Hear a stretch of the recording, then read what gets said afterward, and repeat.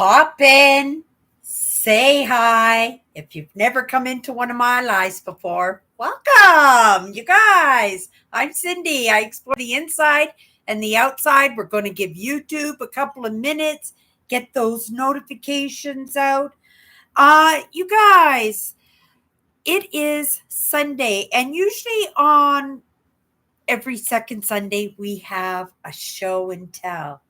And, my life has been changed by some choices that I made in my life. And even though I made some choices to ignite some change that I hope in making these choices are going to get me better situated in the directions that I want to be going in, but at the same time, I'm dangling in a few things. You guys, I dealt with government stuff last week.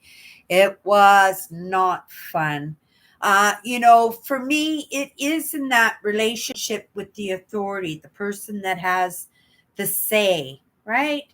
For an example, the, the people I rent my apartment from, right? It's uncomfortable to having to talk to these people for me. And it could be the simplest thing, but sometimes it's just thinking I'm imposing on them. Sometimes it's the ask and the anticipation of the no coming up, or no anticipation of whatever, having no expectations at all, but just being all frazzled in the weight of the weight, as in the waiting of an answer and a reply, in acknowledgement of your very existence. Sometimes, I always made that extra effort in those jobs that I had. I've had a lot of jobs in my life, and I think a lot of those lessons that I grew up with, there were a lot of lessons I would have preferred not to have, but there were a lot of lessons, especially in mindfulness and how we interact with each other, and where those common courtesies lay, values. At that time, values were just kind of laid out. These are the values. This is the way we live by in my household, and you just followed them. And if you followed them, you were usually pretty okay in that. But there were some of those rules, some of those values that were put on to me that I didn't truly believe in. You know, I'm not.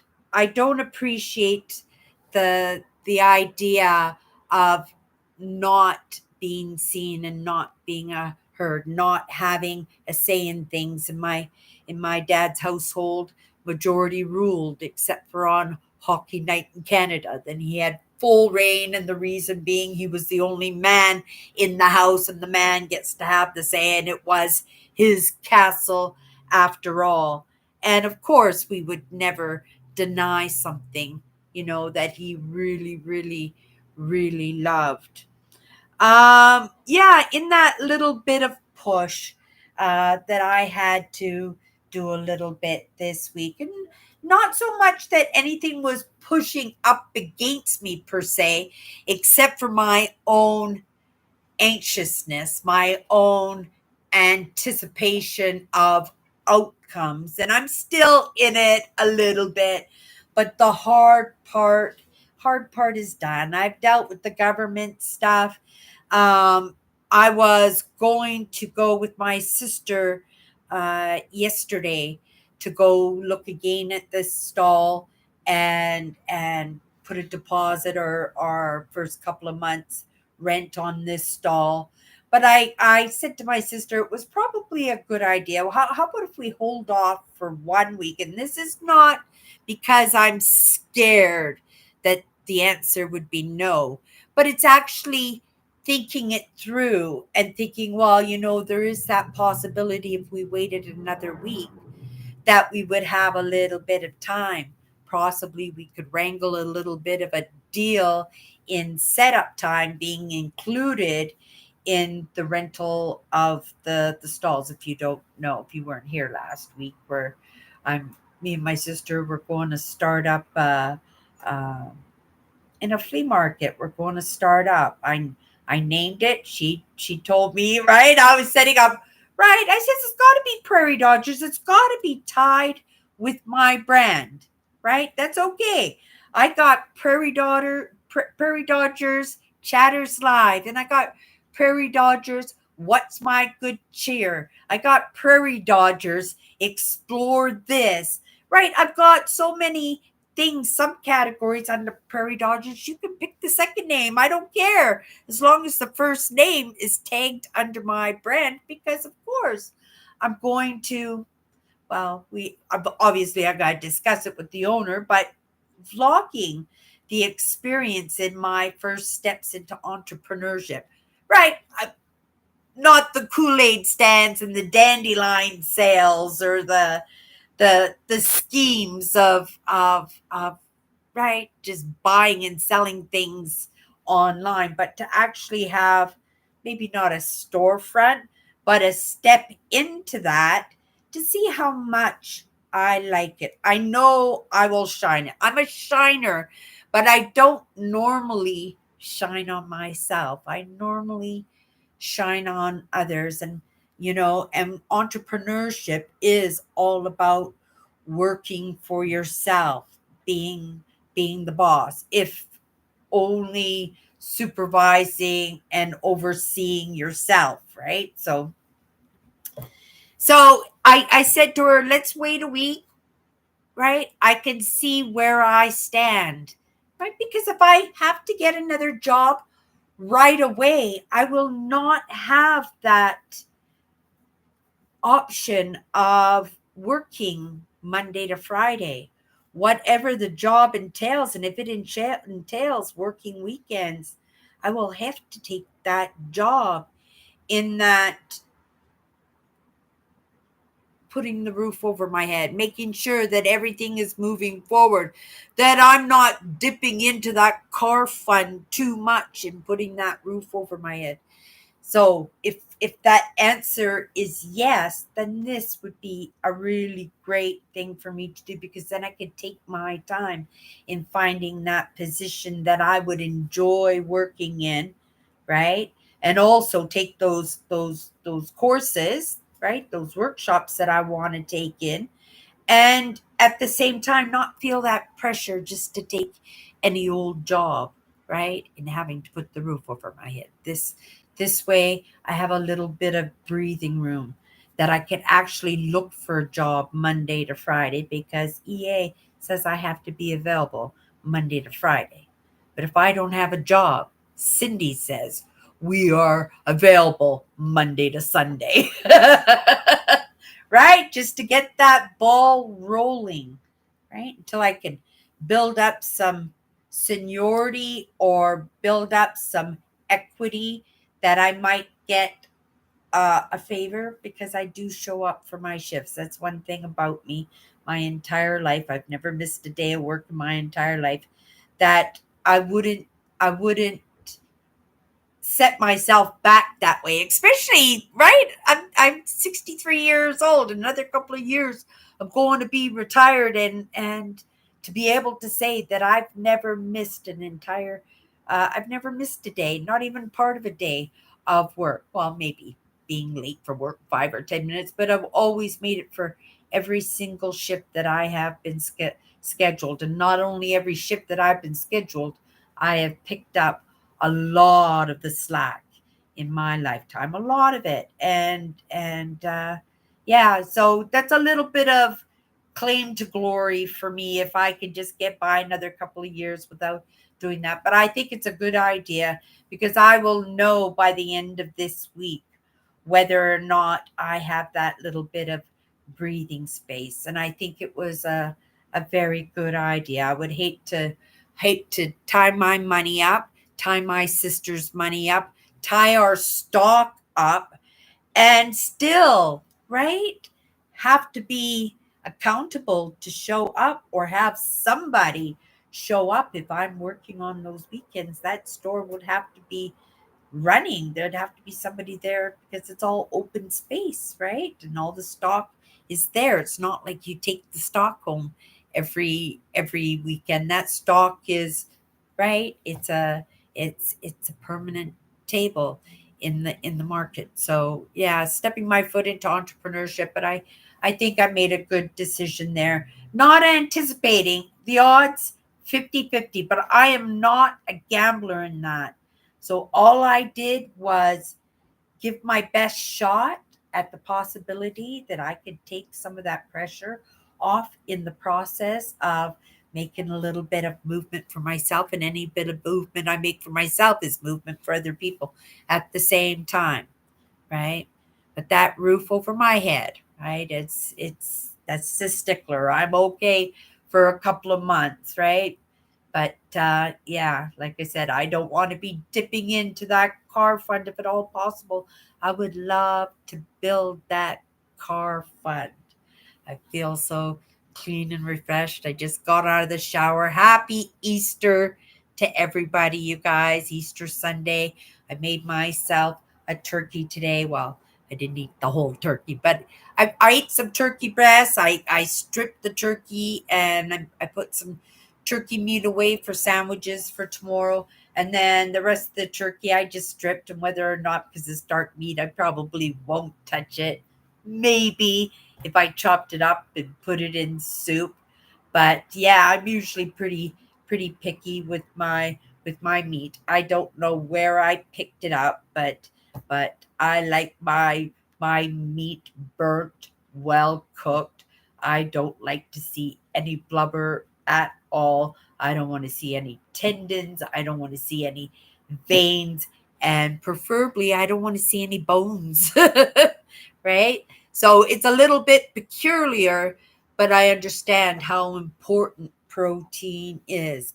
I do believe I would have made a really good vegetarian, but because I understand how important protein is for the system, and maybe it's that little bit of Neanderthal in me, right? And I'm not saying that all Neanderthals were carnivorous, but I'm suspecting because they did in the end go extinct. And I suspect a lot of it was because they couldn't get out there in the competition of the Homo sapiens that the Neanderthals, right? They had to do their hunting at night, right? They had to be very sneaky and they adapted and conquered, but it wasn't enough, right? They still ended up going going extinct. I'm not saying that like it's a truth, but it is something to think about, you know. There was a time when there was like 7 or 8 at least humanoids living at the same time, different, right? People think when they look at the stages of evolution, it's like this, right? And they have these monkeys that are just growing into men. It's not like that at all. Sometimes it was like this, but there was like this with like 6 different humans, right? And in the end, the Homo sapiens were the only ones that survived, right? With a little bit of Neanderthal in them, with a little bit of Neanderthal in them too. At least if as long as you don't come from Africa, because if you come from Africa, there were no Neanderthals in the DNA in the people from Africa. It's really really interesting. Actually they just they could only do genetic testing on humans to 1.2 million years. After that, oh no, 1.6 million years. The oldest DNA test they did was on a human that was 1.2 million years old, and they found a new way to do some research on DNA, and they have now found a way to test up to they've they tested to 2 point 2.1 2.1 million years.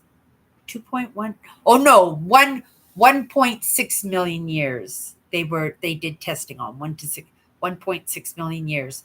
So it's a big discovery. It's a big discovery in that 1.6 or 1.2. I'm getting the number wrong to do. I read the article this morning. I like to get up to date on the news when it comes to evolution, when it comes to the science, and there's a lot of fingers in that pot when it comes to looking at our history, right, as humans. And the the archaeologists, the anthropologists, the numerologists, the right, the geneticists, the geologists, right? Everybody is so interested in it. And every year, it's just not every decade, it's like every year they're discovering something new when it comes to history, like what they did with the pyramid, the Gaza pyramid, right? That they found those coils underneath. And what about finding those Mayan temples that are just covered in jungle, and yet they use the radar, and they have been finding these great big majestic cities in the jungle. There was something else too that they found. They found oh, they found a new city on the Nile in Egypt. It was a I don't know if it was a city or a village. They're excavating it right now. They just found it, but it was so close to Cairo, I think, that they were really surprised that they had never stumbled onto it before. Like, there's so many crazy, crazy discoveries going on right now. I find it absolutely just fascinating. If you guys are interested, if you think it's just going to be too heavy for you so that you wouldn't understand because it's like all science and stuff, it's not really. A lot of it is storytelling. A lot of it is speculation. Like, I bet you Andrew would love that part, to be able to get in there with the information when they divvy out the information, that everybody gets to have a say in the ideas as to what's going on, right? But I think, that they are going to hit on something absolutely amazing that we didn't know about, because these discoveries are just crazy. Yeah, that city, they just found that all radar, just doing radar up the ground, and they don't always get it right. Remember the train, what was it, what did they call it? The gold train? Did they call it the gold train? In that they made a big deal of out of Poland, and they did all the radar of the ground, and they found the train tunnels, and they thought they found these train cars upside down, and they were convinced they were Hitler's train cars that he had filled up with all the treasures of Europe. Yeah, I remember that. Nothing came out of it, and it just died out, and then there was just nothing. And I was so excited about these amazing discoveries, but sometimes they just pan out as nothing, right? I'd like to see what's going on with that open space in the pyramids too, right? Behind the pharaoh's tomb. And I remember, and I think I still kept it in my important papers. I kept a newspaper clipping of somebody who had this idea that there was another chamber, and his idea, and he spewed it all out. He had diagrams and everything. And I ripped that out of the newspaper because I says, this guy is 100% right. And I think I was 10 or 11 years old at the time. I was 10 or 11. I says, no question. I says, I'm holding on to this newspaper so I could say, I told you so when it happens. And now it's happening. right? I think a lot of it is secrets, the Egyptian government when it comes to their artifacts, and understandably they are touchy because their artifacts are all over the world. They've been claimed by other countries, and I don't mean to smile at that, but to think of uh, the how much they have to, right, be very cautious about any moves when it comes to their antiquities, right? That they become very very secretive, right? I remember when they found the big space in the in the pyramid, and it was a Japanese team that found it, and it was through sound radar that they had found it, and they put it up on YouTube. And oh my goodness, it was so exciting for like 3 days. I was so into it, and every day, and they were going live with their robots, and right, and then all of a sudden, just blank. Like, not the videos were not just gone, but you Googled anything about it, there wasn't even a whisper. Like, they wiped absolutely everything out. I guess they opened up their mouths without consulting or something, but it got shut down hard just recently. And this was probably 4 or 5 years ago. And just recently, and when I say recently, I'm just saying in the past month, I saw a documentary, and there was just a little 15-second clip, because when they were talking about this discovery in the pyramid, I guess they had stumbled onto something, because there was a little tiny clip of this Japanese team, archaeologists and radiologists, or whatever you want to call them, scientists, right? Working as a team to discover something. And there was a little clip. I recognized it right away, and but nothing else. So we'll see what comes out of it. We know that lots of times that things are put off to the side for lots of years, maybe lots of decades sometimes, and they'll pull it out of a drawer of a museum, and then they go, "Oh my goodness, this is not a Neanderthal.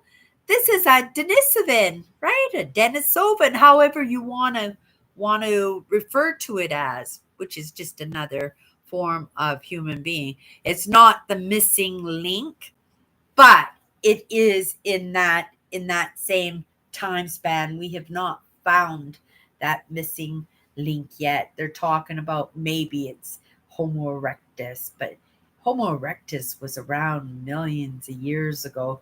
And if 40,000 years ago we had these many hominins roaming around, right? 100,000 years ago, how many more different, right, groups were there? I bet you there were lots and lots of groups. And they call them different hominins. And the sad thing is, it's just like different nationalities, right? And unfortunately, that's the way I'm looking at it. Because, you take a Chinese person's body frame, a skeleton, and you take an American skeleton, or a European skeleton, or a Tibetan skeleton, and just line them all up, they would look different. And you could easily say, oh, these are different humans, but they all, well, maybe it's in the DNA, right? It is. I guess that's what makes something a human, and something a descendant, a Denisovan, and something a Neanderthal, or philanthropist. I was looking at that one yesterday. I find this stuff very, very interesting. Okay, I don't want to be babbling about evolution my whole show. So let's come back here, see who's popped in. Oh my God, goodness, you guys are yapping away already. Hello, Andrew. Hello, Kathy. Hello, Owen. Who else is here, you guys? Oh, Nancy's here. Hello, Nancy. Just going to see if I can pop into any of these comments here. Uh, yeah, Nancy came into one of my live show during the course of the week in my What's My Good Cheer, and she gave me the good news. I mean, she never in her entire life had a birth certificate. It caused her a lot of problems, especially being physically handicapped. That, especially she's working with governments, she's fighting governments in traveling and going for vacations and getting visas and right? And the way I don't want to say the orange man, Nancy, right? That he's picking people up and sending them home. Like it's a miracle that she got her birth certificate. I think that's absolutely amazing, right? You don't stop, Nancy. I knew she would find a way. Some things is just in never giving up. And she could have easily given up in her 20s or 30s or 40s, right? She could have easily have done that. And she just hacked away at it, even in just doing the baby steps, even if it's just sending off an email to somebody or, right? Or picking up the phone and having a conversation, right? Not necessarily with the authorities or the person that gets the say in whether or not you get what you get, but maybe it's just a conversation with a total stranger that has a friend or who has a friend who knows a friend who has a friend. Then that's your in. When I was younger, that's how I got all my jobs. All of my jobs were just referrals that my friend said, "Oh, they're opening up a spot in this company. Do you want to come and work with us?" And I would pick up these jobs this way. And it was my favorite way to get jobs because I do not like doing interviews. It's not my favorite thing to do. Actually, if you want to talk about anxiety, job hunting is probably way, way, way up there with getting yelled at. Yeah. Nothing will make me spin out than say, okay, can you come in at 9 o'clock on Monday morning? And I'd be like, oh.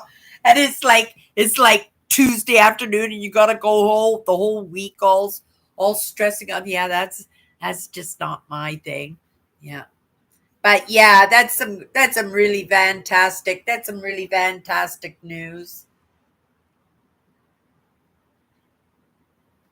Were you so now that your adoption records, now here's a question, Nancy. Now that your adoption records are open, can you get all those names? Right? Can you get all the names now? Can you maybe find some siblings and you know you never know how something will work out for you. I had this girlfriend, her name on she's still my girlfriend. I just don't see her very often. Once a year she pops into the city and we all get together, right? But she was my best friend forever and she was adopted and she was so beautiful. Oh my goodness, I never knew her not to have a boyfriend, right? And she wasn't just beautiful on the outside, she was beautiful on the inside, and you guys know what a rarity that is. And she was finally able to get all of her records open, and she was adopted. She had loving adoptive parents, and yet it was important for her to find her real parents, and she finally found her parents, and her parents ended up being indigenous, and they lived on a reserve, and you would never have known that she was indigenous. Yes, she had dark eyes and dark hair, but lots of people have dark eyes and dark hair. Her skin was light, and that's not to say there isn't indigenous with light skin, but you would never have thought that. Not in a million years. Maybe I might have thought. No, I couldn't even guess what her nationality was. I don't know why I got into that conversation, but it is in that proving ourselves. And again, if Donald Trump decides that, oh my goodness, Nancy, you look like you're from South America, off you go. How would Nancy defend herself, right? Being adopted, not knowing who her parents are, right? And even if they did a DNA test, maybe they would find some South American DNA in her. And that would be the evidence to, right, send off Nancy, right? Yeah. It's a good thing we know it's Father David, right, our Franciscan monk, and Nancy could maybe go and he would know the resources to give her a hand down there. But now she doesn't have to do that. She can stay where she is for the time being. For the time being. Anyway, okay, I'm coming down a little bit. Um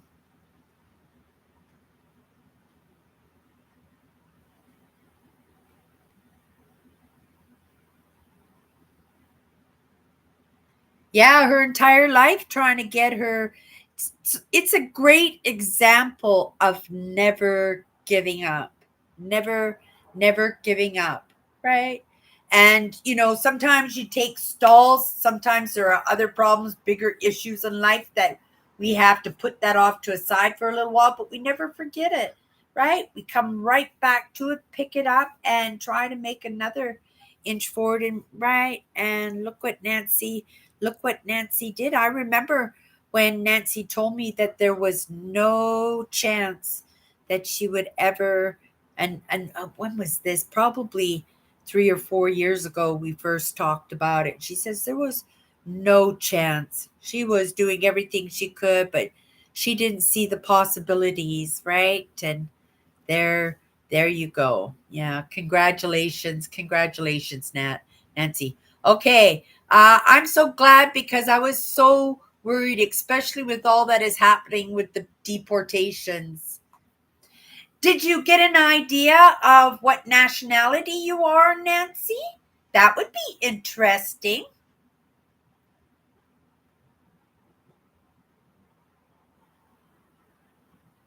Oh, you like here? Oh, good. Because sometimes I think, oh my goodness, they don't want to hear about my interest. But yeah, it's gonna be so big. It's moving so fast now when it comes technology and the digital age is making these things possible.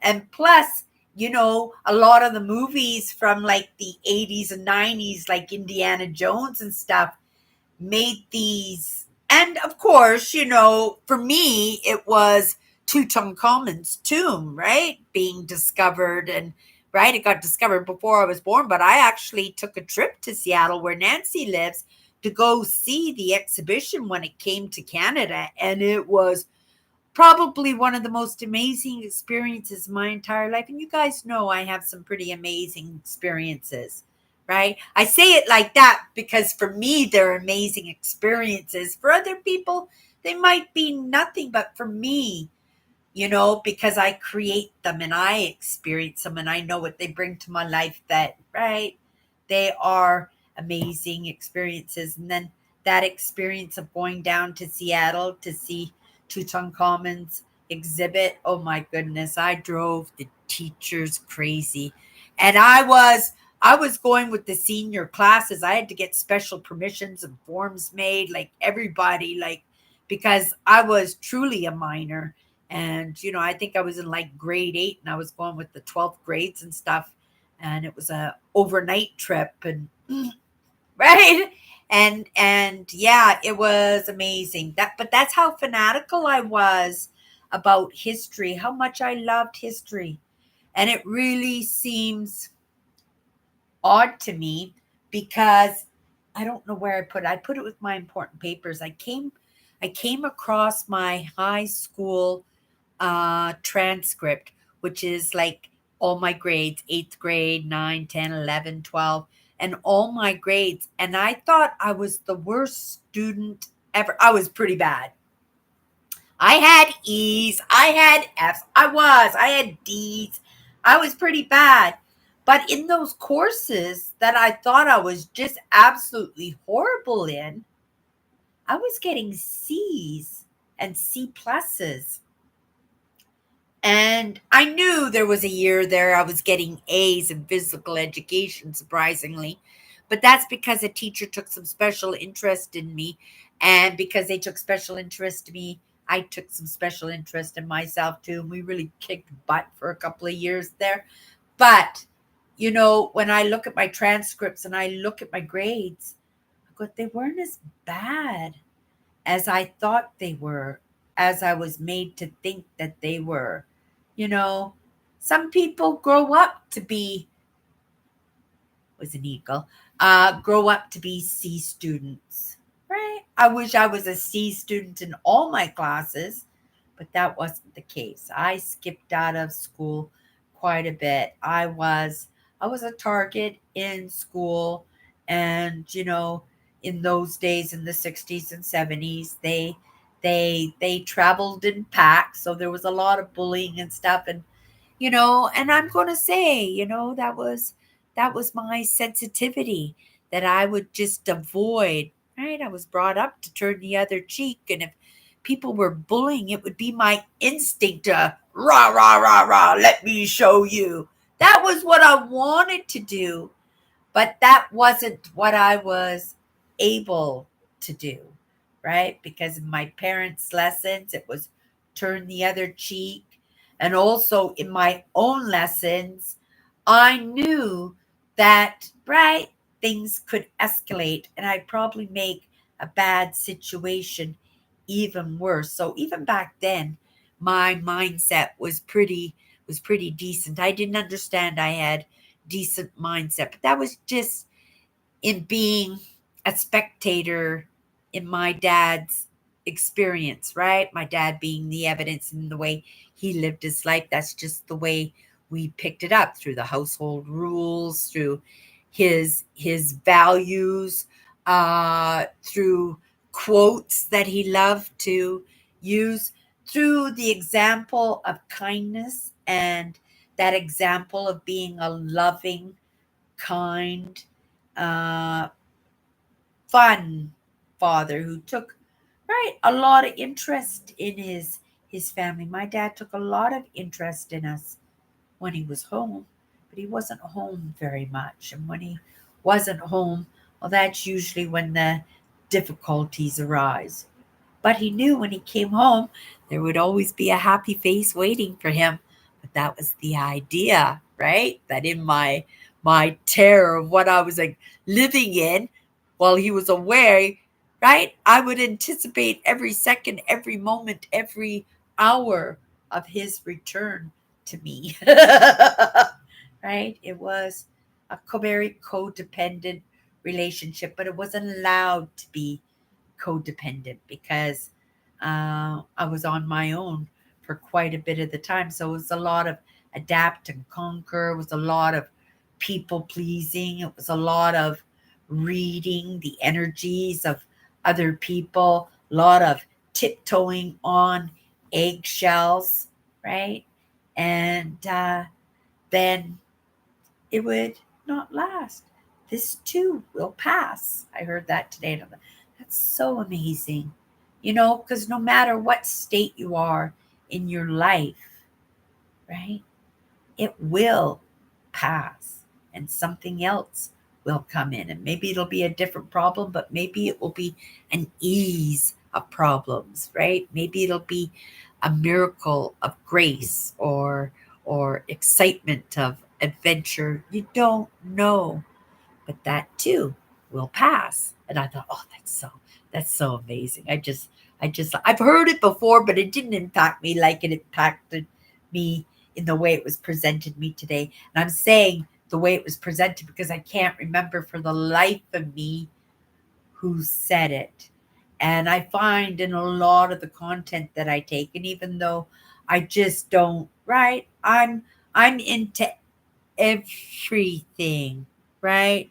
It's those understanding of emotions and understanding how people tick. And you can't get how people tick because everybody is so different from each other. So it's in moving into the ideas of cultures and religions and spiritual ideas, in looking at mindset and mindfulness and where that fits in, looking at those 54 powerful words and how some of those words are so helpful in this society, in this world that we live in right now, like kindness, right?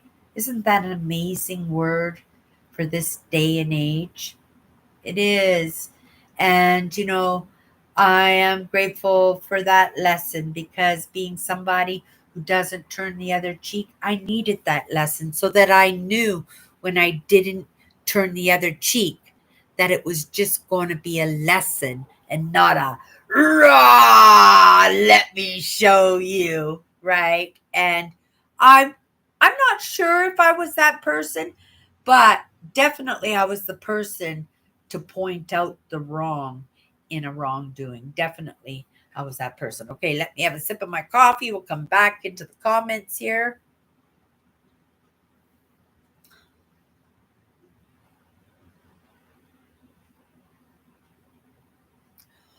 Good question, Andrew. Oh, good. Have you applied and looked into any more of those resources, Nancy?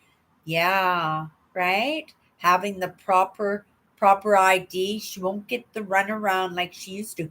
Oh, wait a minute. Nancy, social insurance number. Don't you need your birth certificate for your social insurance number?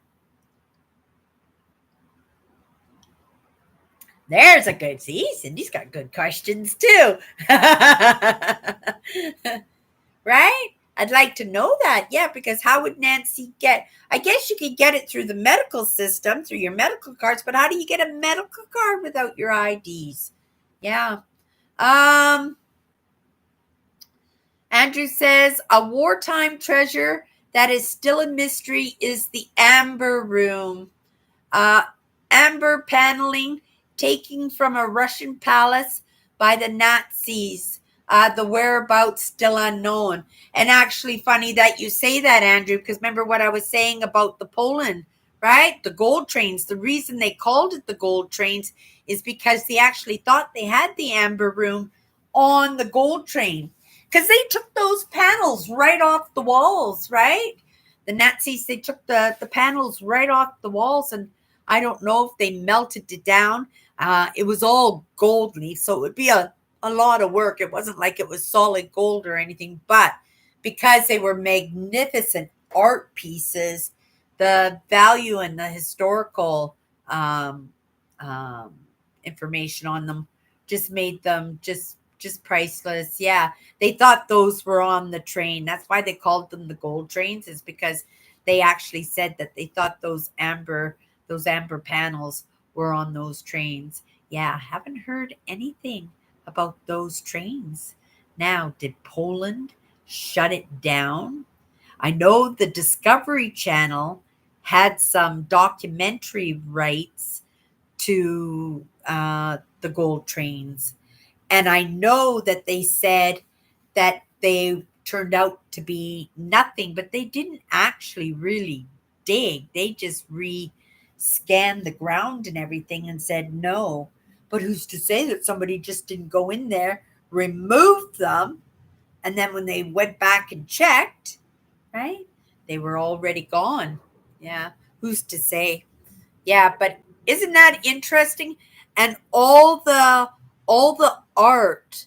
Now, am I thinking right? Was the Mona Lisa one of those pieces of art that were taken by the Nazis? I know there were some really big, important pieces of art that were taken and recovered after the war. A lot of pieces of art were brought home to the United States, in all truth, and people didn't know what to do with them because they were such well-known pieces. They had no idea they were stolen. What did they call them? War booty, they called it. When you take war items away. And yeah, they left them in their closet. I think somebody, I heard about it about maybe 5 years ago, that somebody passed away, and one of these great pieces was found covered in a blanket in somebody's clothes closet. He had no idea what to do with it because he knew it was a significant piece, right? So he kept it in his entire life. Yeah, and they just let people find him when he had passed away. Yeah. Hello, William.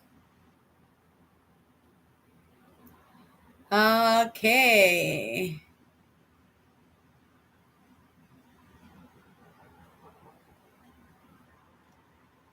Just trying to figure out where I left off. Okay. Andrew says, I know it's science fiction, but Cindy, you might like the movie 5 Million Years to Earth. While a subway tunnel is being dug in London, a spaceship is found along with pre-human bones. Really? That's the kind of stuff I like, Andrew. I like, because I don't know how much you can believe, but there are miners that 3 miles down under the earth, they found wheels. Like they were already fossilized, but they found wheels, like wagon wheels on the ceiling. And they weren't on the ceiling, it's just the way they dug the tunnel, but they took pictures of it and everything. There have been mallets and hammers and axes found way, way, way, way, way down, so compacted, like the ground was like concrete.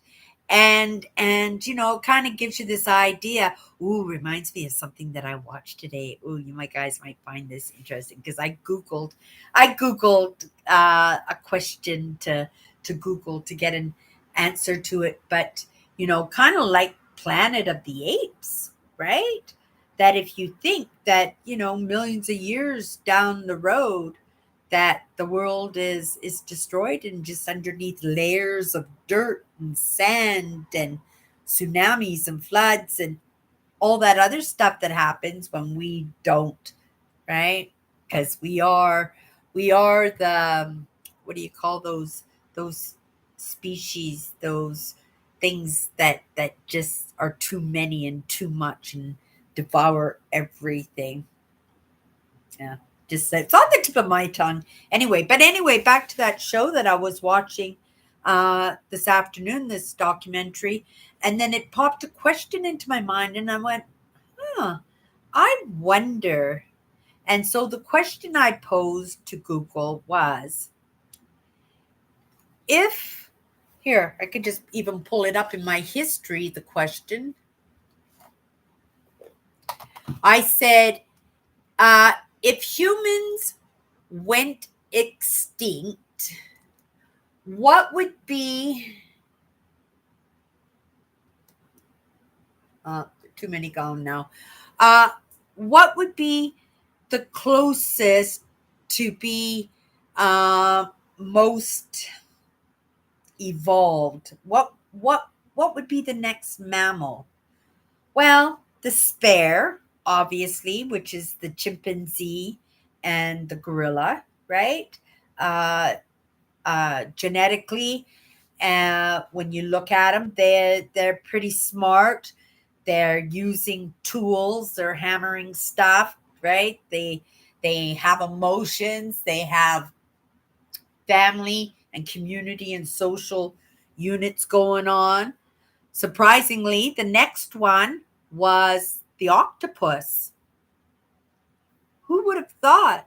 I would have easily would have believed, if you went the sperm whale or the blue whale, right? I would have believed that 100%. But they said no. It is the octopus, and because the octopus can evolve super easy from being asexual to reproducing to losing limbs and making new limbs, in being able to turn the way like chameleon to different animals, that at some point they may evolve well enough to get to land, right? There are lots of things that rub up to that, because it is nature at the same time, right? So in that capacity, we evolve, bending towards that. But there were other animals like birds. Did you guys know that the birds are truly the only dinosaurs left? I thought the crocodiles were, but no, the crocodiles have evolved too much to be considered dinosaurs. So yeah, the birds are the very last of the dinosaurs. So if I'm coming back and I don't get to be a human, I'm saying it right now, right? Just like I'm jumping for the front seat of the car. I'm screaming at the top of my lungs. I'm going to be a bird. I actually was trying to think what kind of bird I would like to I would like to be. I think something that for sure migrates, and that then you're looking at ducks and loons, and right, you'd have to do a little bit of research to see how long some of these birds have been around and how well they adapted. But yeah, they said birds, when it comes to being evolved, are up there on the list, right?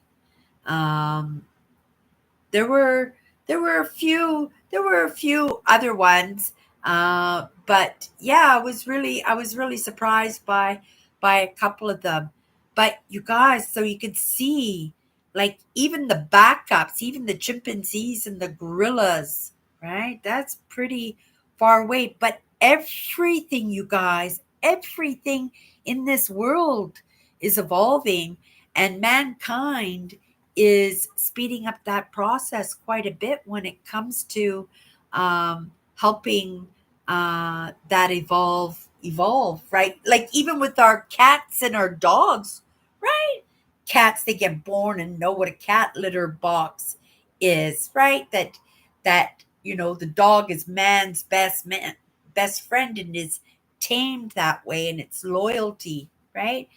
And then the way we train horses and so many animals out in the world, like, that we have domesticated. And domesticating is putting that imprint of a new species into the animals, right? We are evolving these animals. Yeah, I feel very comfortable tonight in my Hawaiian muumuu. It's my first time wearing it this year. um I just, in the past few years, started appreciating the short sleeves. I was always somebody, you get me buckled into my sleeves all the way down to the wrist. I didn't like showing my arms. I've evolved a little bit since then. Evolved so much that, oh my goodness, I'm wearing my muumuu and I haven't even shaved my armpits since before Christmas. I don't grow a lot of hair if we're talking about evolution, you guys. Like, we are slowly losing our hair. Men, they get all wiry because they're going bald and stuff. Well, that is the next stage of evolution. If any woman was smart out there, they'd be looking for somebody with a little bit of a bald spot. My dad had a bald spot, and it was kind of a cute bald spot because he looked like a monk. Because you look at my dad, and you would never think he was bald, but if he put his head down like this, you would see this big circle at the top of his head. And he always had, I don't know if it was a Donald Trump kind of comb over or something, but my dad didn't look bald ever. And yet, towards the end there, he did have that monk spot going on the top of his head. And I was good with that because by then I had already understood that it was just evolution, that we're slowly, like, that's like, even on our skin, there was a time going back millions of years, we would have been covered in fur. We would have been very furry, right? And lots of men still are very furry. My dad was a hairy man. My husband was a hairy man, right? So, but I'm just saying we are slowly losing that need for the hair, right? There are parts that will have hair close to right to the end only because it's the protection, like our eyelashes, to keep the dust out of our eyes and stuff. So, there are going to be some parts of us that will continue to have hair for quite a bit, but I think there's going to come a point where we don't have any hair, right? I watch a lot of the shorts. Unfortunately, I get hooked into those shorts. I could get trapped in those shorts for 5 minutes, probably at least 5 or 6 times a day. That's a half an hour out of my day put into shorts. And other than entertainment, for the most part, I don't think I'm getting too much out of those shorts, right? It's why I don't want to do the shorts myself. I don't want people to be in those runs. I don't think they're happy. I would much rather have somebody spend that half an hour outside getting some fresh air. I think for myself, I won't be able to wear my moo outside, even though it's 15 degrees out.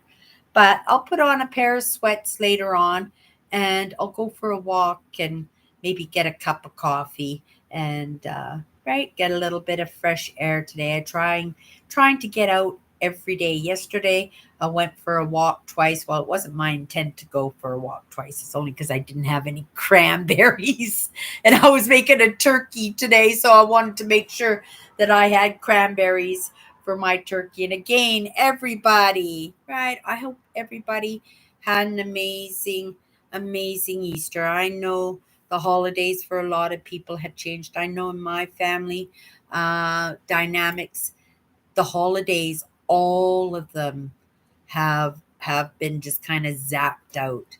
And I don't know if that's a good thing or a bad thing. I think maybe it might have a little bit of both, because lots of times, we don't always get along with all members of those families, and they can be very stressful events in having to go to, and especially if you're not getting along with in-laws or whoever the guests are like that. The family is something that can stir the pot, because we got it in our heads. We don't treat strangers the way we treat our own family, do we? My sisters were brutal, right? You sit down and they would be like criticizing me up and down, or criticizing each other up and down. And it was just the way it was, right? And then again, when the narcissist came into the family, and then it just got even more dynamic and more crazy town. So there are good things and bad things about not having the holidays. But again, you know, family is so important. I believe that I'm coming back in with the same people, right? Maybe not all the same people at the same time. I'm sure there's a lot more people than what I came in with. But in that rotation, that will come across paths again, somewheres down the road, lifetimes down the road. And it is important to hold on to those connections, because those connections, right, are your allies, right? And even though they might come back into your life as a friend or an enemy, right? Or a child, a husband, right?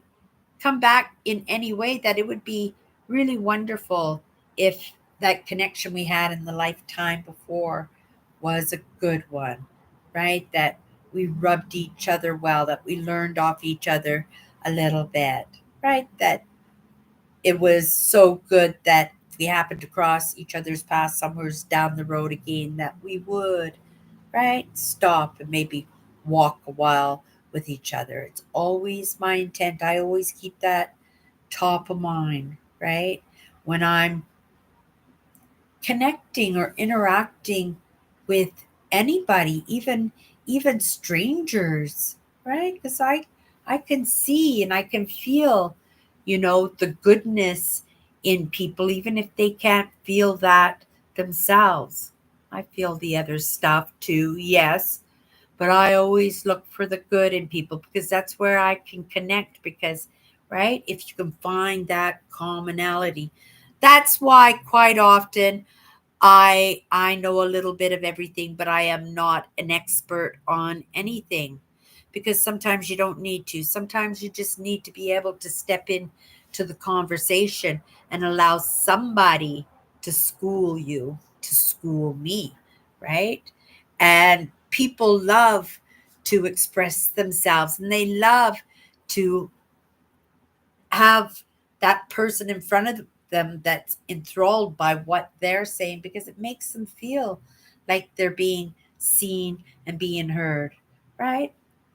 I am a yapper. I like to have a say, right? I am biting at the bit to put my two bits in, but at the same time, I am paying attention. I don't think anybody would or should make that mistake to think that, right, that I am or I'm not, because they might be, yeah, sorely mistaken.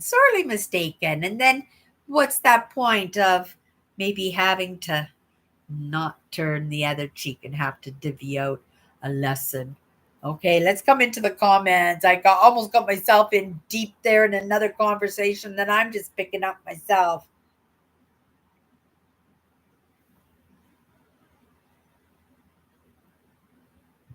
But 5 million years to Earth. I'm gonna take a look at that one. I can't promise that I'll watch it because I'm so bad. I did finally manage to watch that Brad Pitt movie was something X. I can't remember what it was called. And it was really good, but I haven't watched another movie since. I had my new Rat Pack from my Ice Age. I was going to watch that for Easter, but now officially I guess Easter is over now unless I want to put it in and watch it tonight, but I think tonight I'm just kind of right. It has been a weekend that I'm just kind of indulging myself to keep myself preoccupied, right? Because if I don't keep myself preoccupied, because I haven't gotten that word yet, and I'm anxious in that, right? Because I want to get moving, but I'm not going to prejudge a situation because I understand that what I think about is realized, and in my nervousness, right? And in my chomping down on an idea, right? I just might talk myself out of something that would serve me very well. So this weekend I was just kind of keeping myself busy, trying to check little things off the list, get outside, get some fresh air, even if it was just to go to the store to get a can of cranberries after I just got back from the grocery store. And yeah, it's just been a calm. It's calm and at the same time, right? Right? Every once in a while it surfaces just like it just did. It is right now. And then I go, oh my goodness, right? I'm gonna know. I'm gonna know in the next couple of days. Please, please, please, please, please, please, please, please, please, please, right? And then I go back to forgetting about it, which is what I want to do. Just kind of sweep it off the table and just get back into something else. Okay. But yeah, 5 million years to Earth. 5 million years to Earth. And I'll take a look at that one and see if I can find it online and be able to watch it for free. But I do have a few good movies sitting right here. And, maybe tonight would be a good night to be entertained. But if the movie isn't going to be isn't good, you know what's going to happen is without me even noticing, I'm going to start entertaining myself and I'll be lost in my mind as the movie is going on. And right, I'll be munching on something else. So these are the three movies that I'm looking at watching. I don't know if any of you have seen these movies. The first one is Interstellar, and this is with Matthew McConaughey. I like Matthew McConaughey because he practices mindset, right? And he's a good man making some movement for himself and at the same time trying to scoop up people along the way. The other one is I Can Only Imagine, and I really like this one because this one has Dennis Quaid in it, and I really like I really like Dennis Quaid. So I have that movie too that I've been wanting to watch. This other one looks like it has lots of movie stars in it. Uh, Nick Jonas, Mandy Moore. Oh, this one also has Dennis Quaid in it. Oh, and it has Harrelson. I like Woody Harrelson too because he's also practices mindset and he's also a good man, right?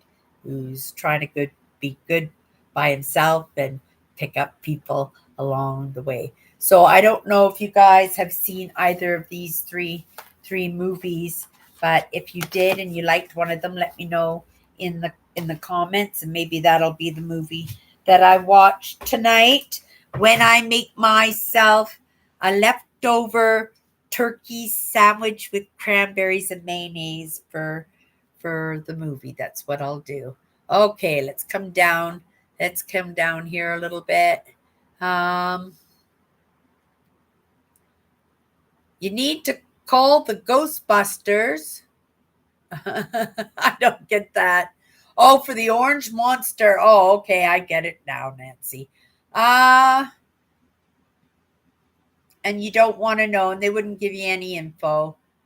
Okay, well, at least you know where those documents are. If you, right, if Nancy decided to be the pit bull with a piece of raw meat in her mouth, that if she wants that information, she will get it. She's that determined and she gets what she wants in the end. You know, I've never known Nancy not to pull through, right? Um, how are you doing tonight, William? Uh,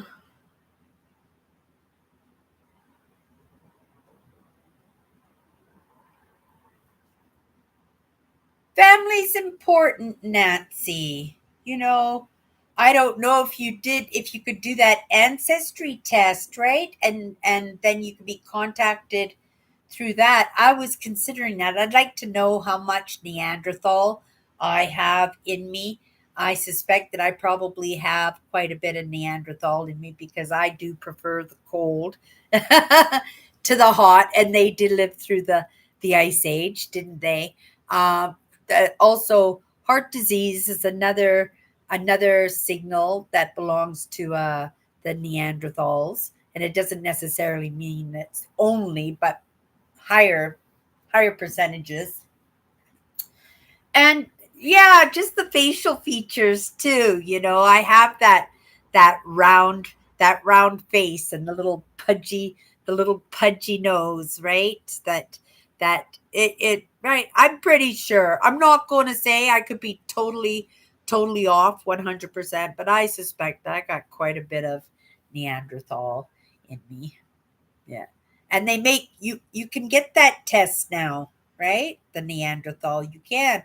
But but yeah, those older ones, like I said, you can't they can only do DNA tests up to 1.2 million years old. I think this is how old this philanthropist that they found that they were able to get some DNA out of. So I thought that was pretty cool because that number because before that the oldest No, the oldest was 1.2 million years old. So maybe it was 2.1 million years old. I'll come across the article again. They just found it out this week. They just got the papers in that talked about it. But everybody has been waiting. And I'm sure, Stefan Milo will have a a video out shortly because he loves to be on top of these things. And he asks questions to himself, just like I did to Google. He'll ask these questions to himself, and then he runs off with the question, and he turns it into a video. And his videos are absolutely amazing. If you like archaeology, check him out. Stefan, Stefan Milo, Milo. He is a hobbyist archaeologist, right? He isn't an archaeologist, but he has a passion for it. I love archaeology, but he's a smart one. He's a smart cookie, this guy. And I like him because he's not scientific, he is layman. So when he talks about archaeology, uh, other than the names of some of these humanoids, right? Because they're really really hard, like philanthropist, like these words are that they've given these humanoids are pretty hard to pronounce. That's why I get all mixed up all the time. But but other than that, he's pretty easy to understand. So if you like archaeology in any way, you might find him interesting. There's another show that I watch, but they do a lot of the Middle Ages. It's time.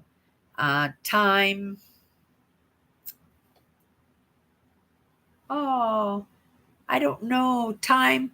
They're British. They're a British. It's a British show, and they are run by charity and by members, and they're able to do excavations into different things, into graveyards of the Middle Ages. They will go all the way back to the Neolithic, and they'll do those stone tombs, right? And they'll do research there. They'll dig up Roman palaces and bathhouses, and yeah, it's super interesting.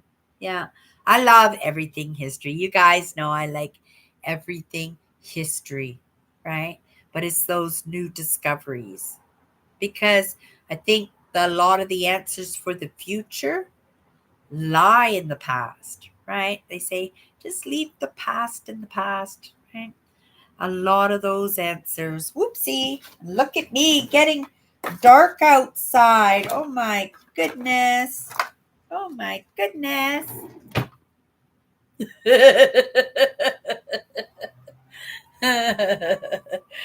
I don't know why I didn't discover my remote for those strip lighting. Like I should have discovered that like 3 years ago and I didn't. Works out just perfectly. Okay. Uh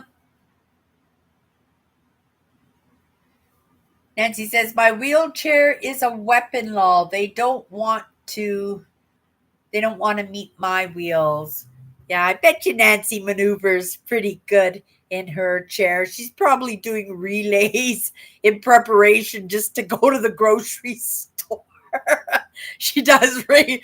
And then she's saying to herself, don't mess with me. Bring it on, mess with me. And she just get her groceries and wheels home with her attitude and her wheelchair. And she's home all safe and sound again. Yeah. Okay. Um, Andrew says, doing okay here, William. A long work project will be ending soon, and I'm looking forward to some downtime to rest and to get my place in better order.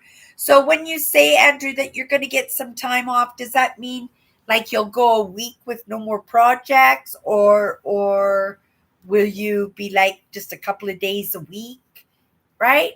When you say you get lots of downtime, will it be like lots of downtime? Would you like get a month off? Yeah, I'm curious about that. You always seem pretty busy when it comes to work anyway, Andrew. Uh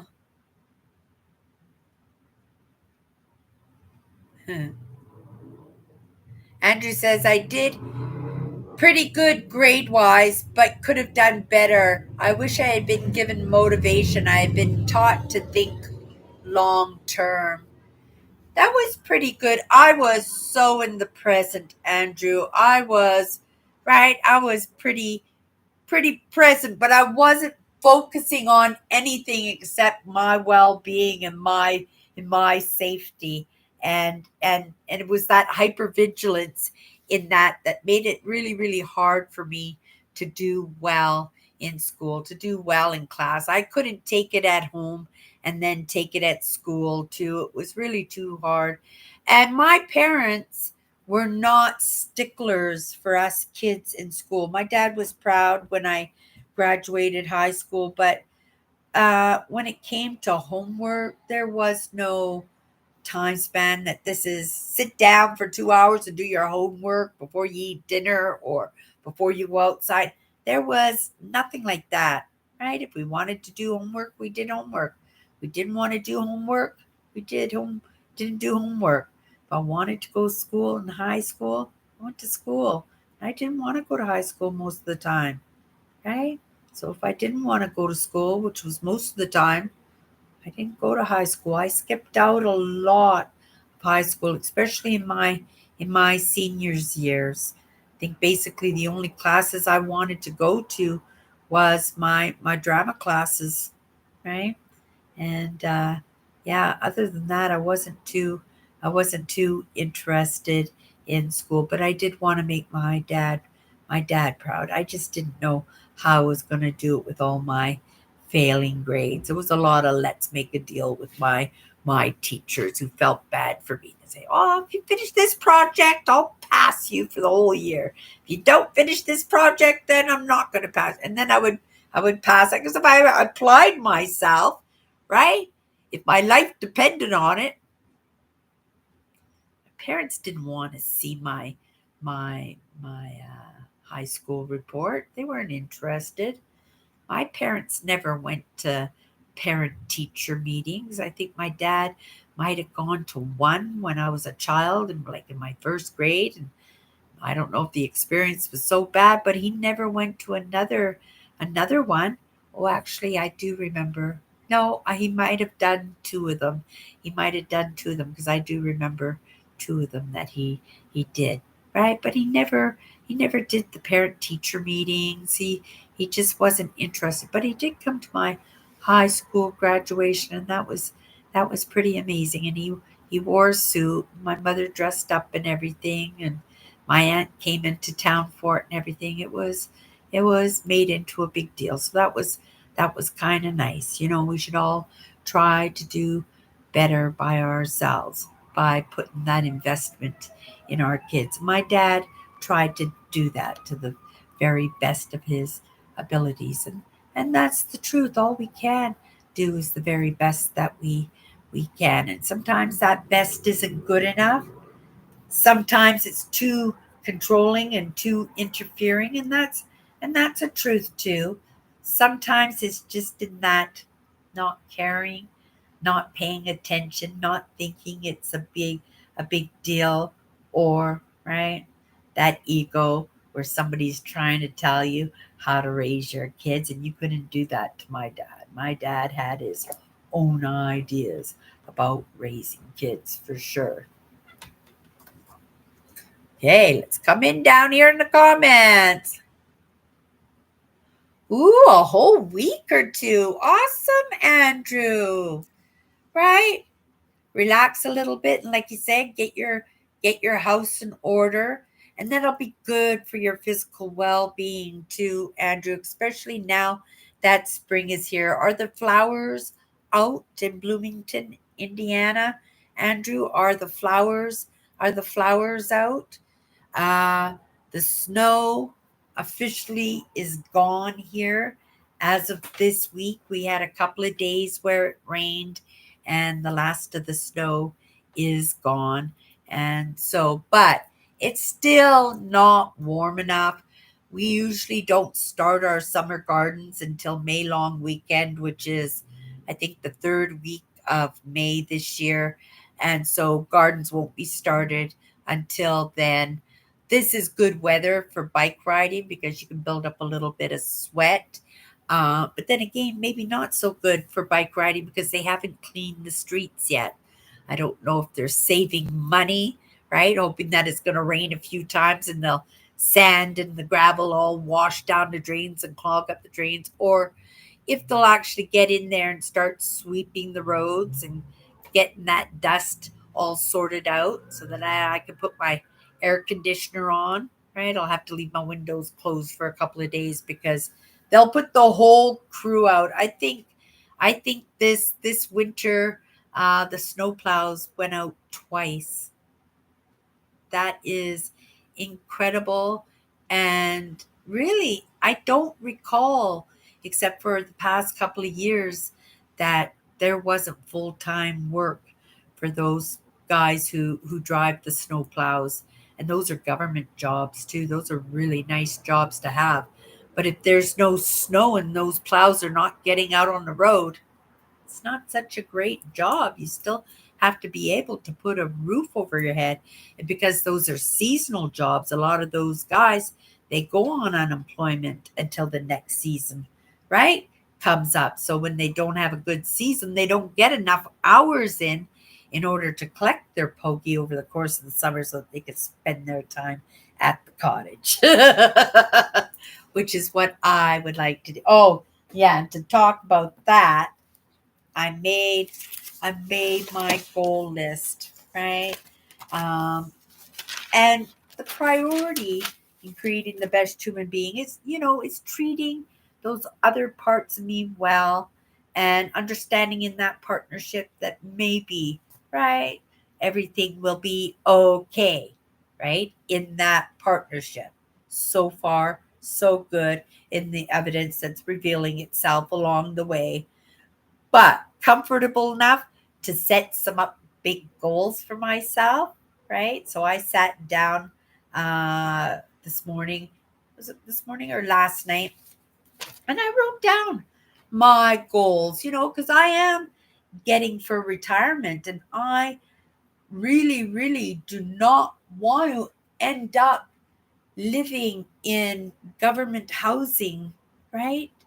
When it comes to the end, right? Because I have to do a little bit better than what my father did for us kids. I have to do a little bit better for my nieces and nephews and great nieces and whatever comes in the generations after me, right?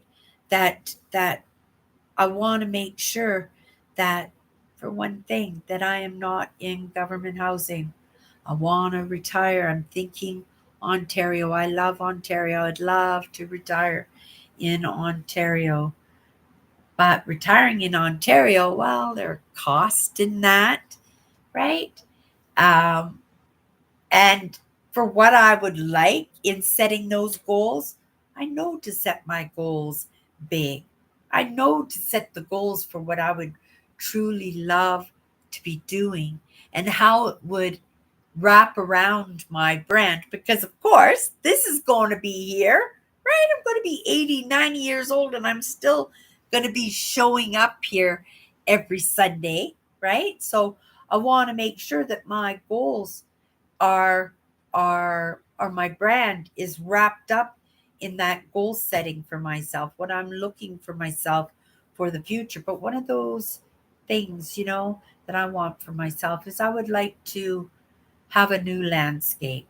So, I'm thinking, right, get things moving, get some ideas on this. I know how I would like my life to look like when I retire. What do I have to do to get it to that point? And I look at that and I go, oh, what do I have to do to get it to that point? Because I wrote some big achievements and not just for myself, but what I want to bring to the table too. So I had to look at my goals in that manner too, because I want to make sure that one part of my life doesn't affect the other part of my life, unless that's what I intended to do. Okay, let's come down in those comments. I was going to read these off, but they are little personal. They are way out there, way beyond my means at this moment, but that doesn't mean that I can't make them happen. I'm not giving up, right? And, I said this to somebody yesterday. It's in the pursuit of it. Lots of people out there are not even trying, and there is no possibilities of bettering their life, right? But even in the baby steps and those small choices that we can manage to do, right? Those promises to ourselves, those small little baby steps, right? And sometimes that's all we need. And then just doing those baby steps and recognizing, oh, that's not so hard. And it becomes routine. So you don't even think about it and you get comfortable. And when you get comfortable, that's the time to bring a little bit more on in expanding, because that's what that uncomfortable feeling is that expansion in that growing. And when that feeling is not there, that's when we're supposed to bring more onto the table, more onto the plate, right? So my list is pretty chunky. It is. But I chunked it up with good stuff. Okay, let's come into those comments right here. Uh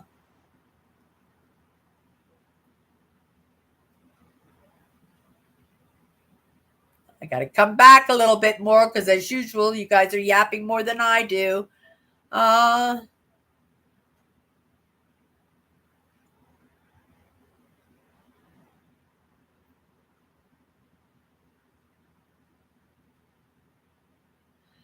Cindy, I'm not 100% sure, but 5 million years to Earth may be on YouTube. In England, where it was made, I believe the title was uh, Quarter Mass and the Pit. Awesome. I'm going to look into that. I wrote it down, Andrew. So I'll go looking for it tonight and see if I can find it on YouTube. Maybe that will be my video for tonight. And I'll let you know next week what I thought of it. Cindy, we are all made from the ape lol. Even the Neanderthals were made from the ape. The ape AE are relatives. And right, uh, in that evolution, but there was a lot in between there, and that ape is not visible in us anymore. So when you look at our DNA, and I say that we have between 1 and 7% Neanderthal in us, every single one of us, right? Look at that DNA and look for the ape. It'd be very difficult to find the ape in our DNA. The characteristics, yes, right? And we are only separated by one chromosome. That's true too, but we are not apes. We're a totally different creature. But you are right? That down the line we did split from apes, right? And we split from apes and humanoids many times, and we are the last. We're the Homo sapiens. I don't know for last. If you like conspiracy theories, I'm not big on conspiracy theories, right? But what about maybe one of those villages in these islands that have never had white man contact before? Would it be interesting to be able to research their DNA and see what we can find in that? That would be super interesting. Yeah. And on top of that, even though we all have between 1 and 7% Neanderthal DNA in us, right? It's going to be a different trait. It's right.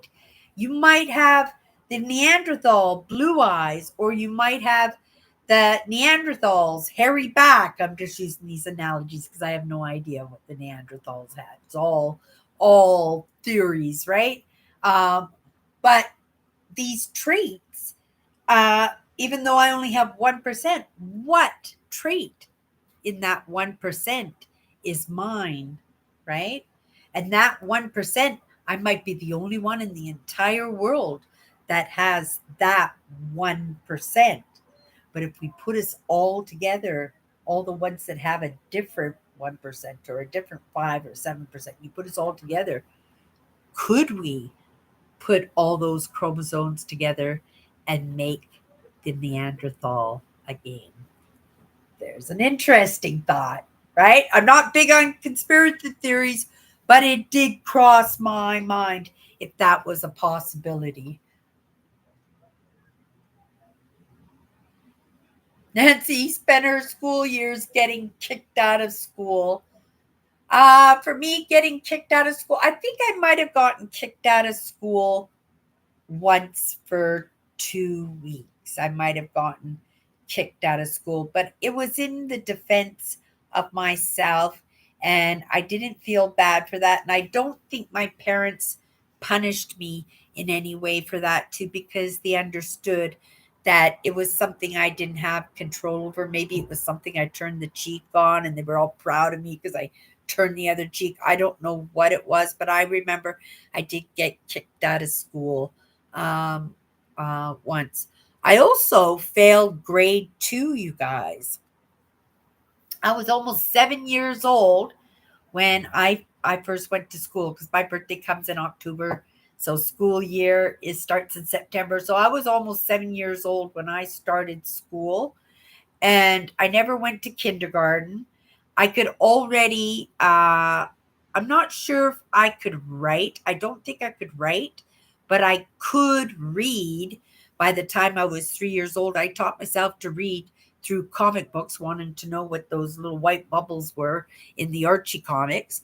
Um, but I was put in a program to learn the alphabet in a different way than the ABCs, and that messed me up. And so I ended up failing grade two. And not only did I fail grade two, I almost failed grade seven, I think. Grade seven also, because my dad took me out of school to move us to Vegas when he sold the farm. He made lots of money on a farm deal, and he wanted to go spend that money in Vegas before we moved back to Vancouver. And when we came back to Vancouver, all he had left was enough money to put a down payment on a house. Yeah, and that's right. That's an interesting story. That was an interesting experiences. We've had lots of different adventures in my life, and that's attributed to my dad living his best life, right? And taking his family along for that ride. Whether that was a good thing, a bad thing, I don't know. I'm here now, right? And I woke up to a lot of the same ideas and a lot of different ideas than my dad, too. My dad's heroes were different than my heroes, right? You know, my heroes are, right, Dr. Gabor, Mr. Vatkin, and Evan Carmichael. My dad was like Carl Sagan and David Suzuki and Pierre Trudeau. Not Justin Trudeau. Pierre was Justin's dad, but my dad was a big fan of his, a groupie almost of Pierre Trudeau. You guys, it's after 7. Did we come down and finish these comments yet? Not even. You guys were really yapping up a storm today. I remember the actress Susan Summers talking about coming from a troubled household. She said she didn't go to school, study. Uh, I went there to rest. Oh, really? Yeah, I didn't even get that option to rest because I got it just as bad at school as I did get it at home, and that unfortunately is the truth. But that's a story that lots of people have, right? And look what Suzanne Summers did for herself, right? She made a really good life for herself. But I think sometimes in those difficult, stressful lives that we have, that stress is 75% of the illnesses that we bring into our system. And if you talking about Suzanne Summers, I remember that she battled cancer for a very, very long time. I think for decades, didn't she? Yeah. And that, these things are brought in because that stress changes things in our body. I try, right? Like this weekend, I was so good with myself. If I needed to go for a walk, I went for a walk. If I needed to I made, what do you call them? Um, it's fruit cobbler. I made a peach cobbler today, but I put blackberries in it too. Oh, it was so good, the cobbler, right? But sometimes we have to treat ourselves well when we're going through very stressful, very difficult times. We beat ourselves up, or we think that it's the right thing to do to be sad and miserable. Sometimes, my husband was the funniest person, and sometimes, people would think, oh, it's inappropriate to be so funny. This is a funeral, or, right, so and so is crying and just broke up with her boyfriend, and he would just crack everybody up laughing, and everything would just lighten right up, right?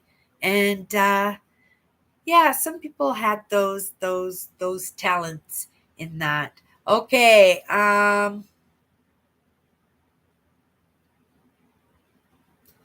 Nancy got into fights all the time. Oh yeah, Nancy's a fighter. I wouldn't want to tick Nancy off, right? She'd tear me a new one for sure.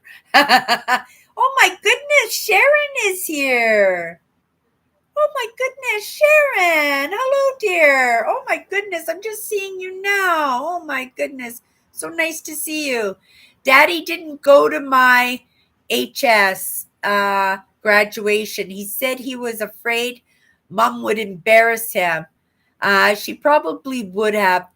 They divorced shortly thereafter, but got back together when their health went downhill. Yeah, never deny your own. In the end, that's all you've got, right? Lots of people, they're looking for a better life. Sometimes it's that 7-year itch. Maybe it's a midlife crisis, but you spend that little time on your own. Sometimes you do recognize the good that people actually brought into your life. That was nice that your husband appreciated your mother, or sorry, your dad appreciated your mother in the end, and they found that time and that ability to comfort each other, right? Yeah, never deny your own. In the end, that's all you've got, right? And happy Easter, right, Sharon? Happy Easter. Oh, they didn't remarry. uh Andrew says, yes, we now have the beautiful early spring flowers and colors, what my grandmother used to call Easter colors. Oh my goodness. Yeah, we don't have Easter colors here. We barely got out of winter. We can't say it. When I lived in Vancouver, we did, right? Because crocuses would come out. They'd pop out of the snow even. And that was our sign that Easter or spring was coming. I love your grandmother's saying, Andrew. I love the Easter colors as well. Sharon says, I didn't even see Mom after graduation. I was 18. My boyfriend was 24, waiting for me at the side exit. I went straight from the Coliseum to the van, and we were off to Pittsburgh. Oh my goodness, the same day, Sharon? Thanks, Kathy. Not sure of your name. I don't want to offend. Oh, but you remembered. Yeah, it is Kathy. Kathy with a C, though. Nancy, but that was, or Sharon, but that was pretty good that you remembered.